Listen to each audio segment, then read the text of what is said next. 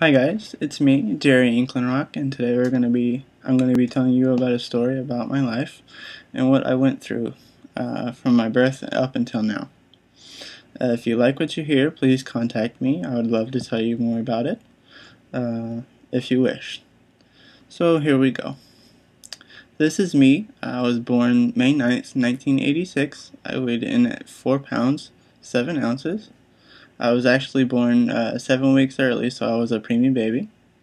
And because of me being born 7 weeks early, it created some complications that we had to take care of. So, they flew me on this helicopter, life flight, down to Duke Hospital.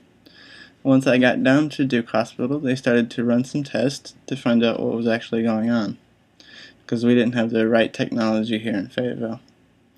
But by the time they figured out what it was too late. I developed CP. For those of you that don't know, CP is cerebral palsy for short. Basically what that is, it makes your muscles tighten up and it's really hard to walk at some point.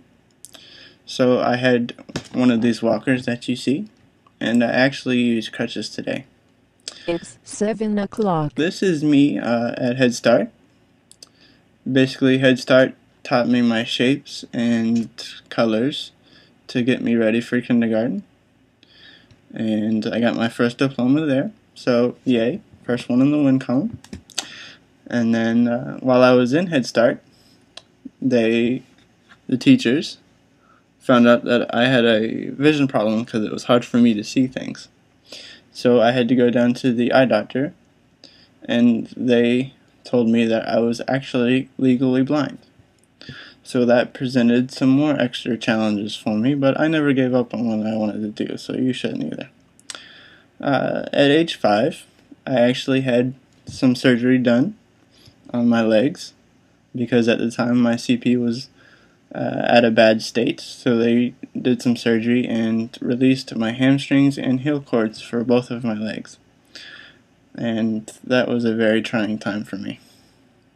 After the surgery, I had to spend a while in a cast with both of my legs, from my hips down to my ankles, with a bar between my legs.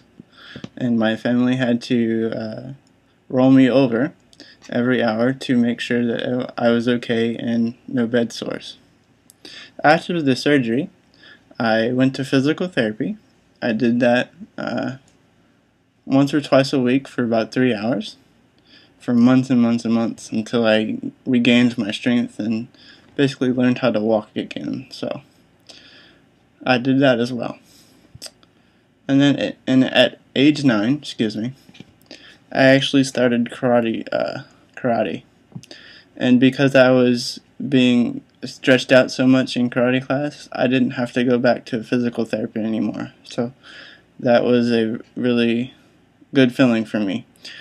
And also, while I was in karate, I gained my black belt after 11 years. And I actually have one of these trophies that you see. I won it down in Conway, South Carolina, at a very big tournament. So I did get the big one, so it's possible. On Saturday mornings, I used to go and play some golf with the Fayetteville Junior Metro Golf Association, where we'd go out and meet friends and have a good time. I actually didn't do so well in this, but I did get the Sportsmanship Award, so another big win. I was also involved in the Special Olympics, where I did the 50-yard dash and the tennis ball throw. I've gained quite a bit of medals from this. That was a very fun time, and nobody really wanted to race me because I would pretty much beat them. After that, I was in the recreational wrestling. And a good story from this is when I was in my recreational wrestling, my coach was my high school wrestling team, so I pretty much walked onto the high school wrestling team after that.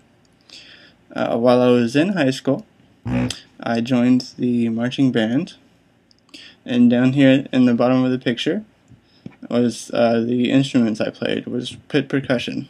They were stationary, so they didn't have to move, but that also did create some challenges that I did overcome as well.